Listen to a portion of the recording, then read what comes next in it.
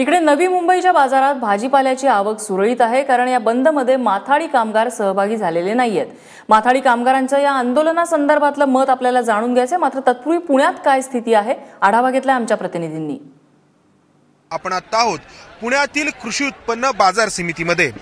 या ठिकाणी आज जवळपास 30 ते 35% भाजीपाल्याची आवक झालेली आहे। दररोज या ठिकाणी 1200 ते 1300 वाहनांमधून भाजीपाला आणि फळफळावळ आणलं जातं, परंतु आज फक्त या ठिकाणी 339 वाहनं भाजीपाला आणि फळफळावळ घेऊन पोहोचलेली आहेत। याचा अर्थ फक्त 30% भाज्यांची या ठिकाणी आवक झालेली आहे। मात्र तरीही या भाजीपाल्यांना देखील इथं दर नाहीये। काय आज परिस्थिती आहे? कोथिंबीरीची गड्डी काल परवा किती रुपयांना होती, आज किती रुपये? 40 रुपये होती, आज 20 रुपये गड्डी आहे। 20, 15, 18 रुपये गड्डी आज। ही कोणती भाजी आहे? राजगिरा आहे, लाल माठ येतो राजगिरा। ते काल 10-15 रुपये होता, आज 5-6 रुपये आहे।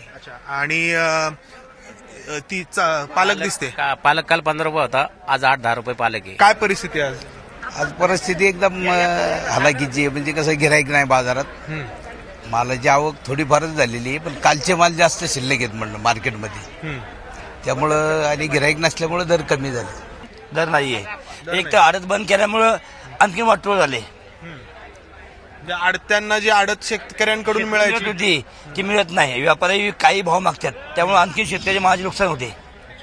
तर शेतीच्या अर्थशास्त्रामधले जे काही विरोधाभास आहेत ते या ठिकाणी आपल्याला पाहायला मिळत आहेत, आणि हे अर्थशास्त्र किती अवघड आहे हेही आपल्याला यावरून दिसून येत आहे।